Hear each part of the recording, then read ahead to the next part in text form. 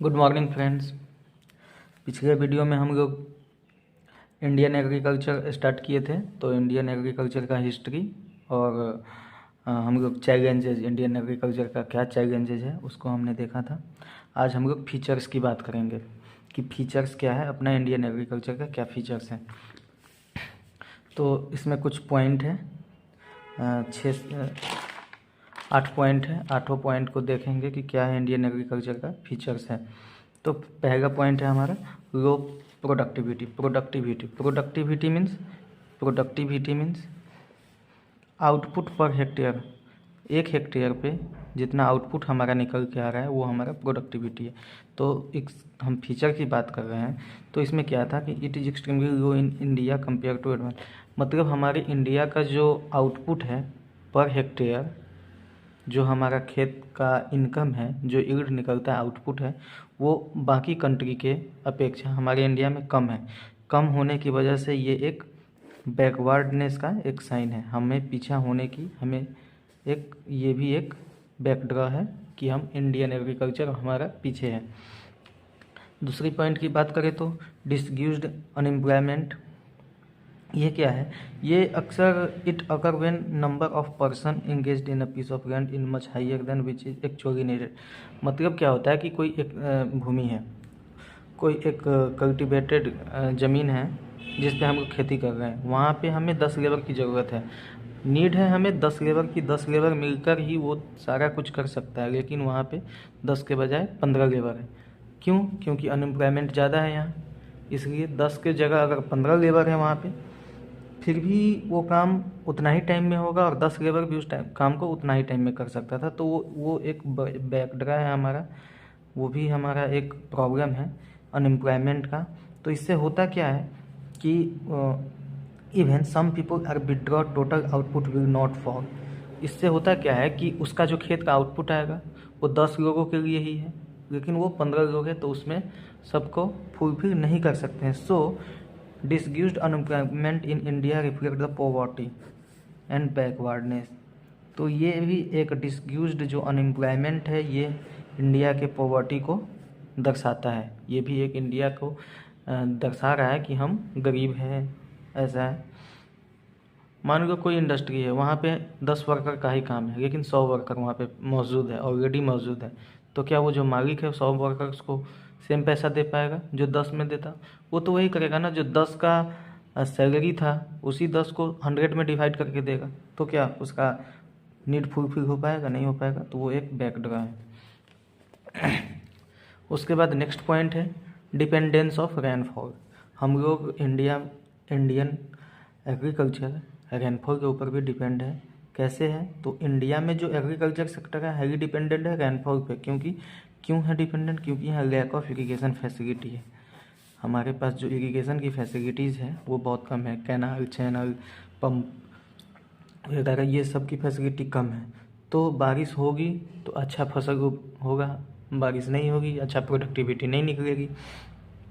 तो क्या क्रॉप का जो प्रोडक्शन, हम ऐसा बोल सकते हैं, क्रॉप का जो प्रोडक्शन है वो डायरेक्टली प्रोपोर्शनल है रेनफॉल के।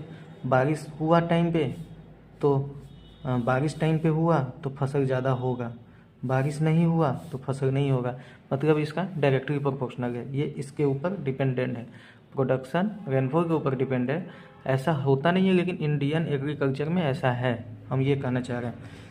ठीक है। फिर नेक्स्ट पॉइंट आता है सब्सिस्टेंस फार्मिंग। इसमें क्या है,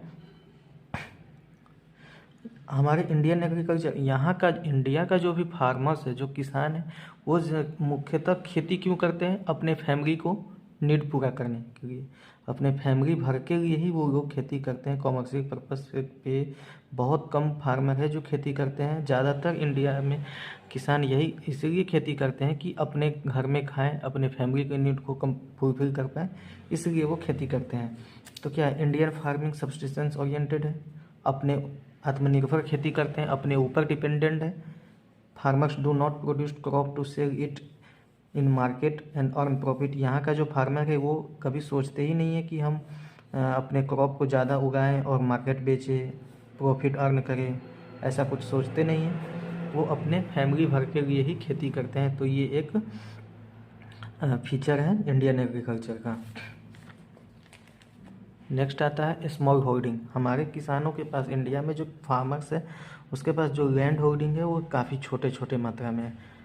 किसी के पास 2 कट्ठा है, 4 कट्ठा का प्लॉट है, 5 कट्ठा का प्लॉट है, एकड़ वाइज कम है, मतलब लैंड होल्डिंग कम है। Small size of farmers land cultivation मतलब कल्टीवेशन मतलब उपजाऊ जो भूमि है वो छोटे छोटे टुकड़ा वाइज है। तो Indian land holding are small fragmented because it's yield output है। तो इंडिया में क्या है कि लैंड होल्डिंग छोटा है, किसान के पास छोटा टुकड़ा में ज़मीन है, इसके वजह से क्या है उसका जो यील्ड है, आउटपुट है, वो हाई कॉस्ट है, उसका जो हाई कॉस्ट है। कोई हाई कॉस्ट है, अगर हमें 5 कट्ठा का फर्टिलाइज़र देना है तो हम बल्क में खरीदें और 1 बोरा खरीदें, इसमें हमारा पैसा ज़्यादा जाता है। तो वो है इंडियन एग्रीकल्चर का एक फीचर्स में आता है। फिर नेक्स्ट पॉइंट है लैंडलॉक्ड टेंजेंट कॉन्फ्लिक्ट है। इसमें क्या है, huge area are cultivated by tangent means ज़मींदार लोग क्या करते हैं, जो जिनके पास जो बड़े किसान हैं, जो बड़े समुदाय के लोग हैं, उनके पास ज़्यादा ज़मीन है, तो वो क्या करते हैं कि ऑनरशिप करते हैं, वो अपने से छोटे गरीब तबके के लोगों को ज़मीन देते हैं पैसा पे कि तुम ये खेती करो और उसका जो मुनाफा होगा वो हम लेंगे, तुम लेना। तो उसमें क्या होता है कि वो जो टेंजेंट है, टेंजेंट मीन्स जो खेती करता है, जो गरीब तबके के लोग हैं, ऑनरशिप ऑफ लैंड जो बड़े तबके के लोग हैं, तो बड़े तबके के लोग छोटे तबके के लोगों को अपना खेत देते हैं खेती करने के लिए। उसमें क्या होता है कि bulk of revenue kept bye honour, तो उसका जो ज़्यादातर प्रॉफिट आता है वो ऑनर के पास चला जाता है। चूँकि ये ऑनर के नीचे ये दबा हुआ है, तो इसका जो ज़्यादा प्रॉफिट आएगा वो टेंजेंट के पास चला जाता है, जो खेती कर रहा है, जो लेबर है, जो छोटे लोग हैं, तो ज़्यादा प्रॉफिट ये लेता है। इसके वजह से tangent get very little benefit. इसके वजह से जो ये खेती करने वाला टेंजेंट लोग है, छोटे समुदाय के लोग हैं, इसका बेनिफिट कम होता है। So no surplus is left with tangent reinvest in agriculture. तो ये क्या करता है, ये जो टेंजेंट है ये तो सारा मुनाफा दे दिया ऑनर को, ऑनर इससे सब कुछ ले लिया, तो टेंजेंट के पास बचा कितना, बचता इसके पास उतना ही है जितना एक सीजन में अपने ये फैमिली को खिला सकता है, अपना पेट पाल सकता है। उसके बाद दोबारा जब खेती करना है, री इन्वेस्ट करना है अगर नेक्स्ट सीजन में, तो टेंजेंट के पास कुछ सरप्लस बचता ही नहीं है। क्यों नहीं बचता, चूँकि सारा सरप्लस तो ऑनर ले लिया है। तो ये चीज़ें नहीं होनी चाहिए, ये एक फीचर्स है इंडियन एग्रीकल्चर्स की। नेक्स्ट है बैकवर्ड टेक्नोलॉजी। बैकवर्ड टेक्नोलॉजी क्या है कि bulk of farmer in India and A small size and bulk of farmer population is poor. जो हमारा इंडियन एग्रीकल्चर है, जो हमारा इंडियन किसान है, वो ज़्यादातर या तो गरीब है या तो छोटे तबके के लोग हैं। तो इसके वजह से क्या होता है कि वो डिपेंडेंट है कल्टीवेशन करने के लिए, कैटल पावर के ऊपर डिपेंडेंट है, बैल से खेती करते हैं, बल्क से खेती नहीं कर पाते हैं, मशीन का यूज़ नहीं कर पाते, man power rather than modern equipment and tractor harvester it is. मतलब वो गरीब है, छोटे तबके के लोग हैं, उनके पास फैसिलिटीज़ नहीं है, पैसा नहीं है, इसके वजह से वो ज़्यादा प्रोडक्शन नहीं कर सकते हैं, मॉडर्न टेक्नोलॉजी का यूज़ नहीं कर सकते हैं, कैटल पावर का यूज करते हैं, उनका बेनिफिट कम होता है, उनका मुनाफा कम होता है। तो ये एक बैकवर्ड टेक्नोलॉजी है हमारे इंडियन एग्रीकल्चर का। तो ये था कुछ फीचर इंडियन एग्रीकल्चर का। इसके बाद हम लोग फिर पढ़ेंगे कि इंडियन एग्रीकल्चर में क्या प्रॉब्लम आई थी, रिफॉर्म्स क्या है, उसके बारे में पढ़ेंगे। लेकिन आज के लिए इतना ही। Thank you.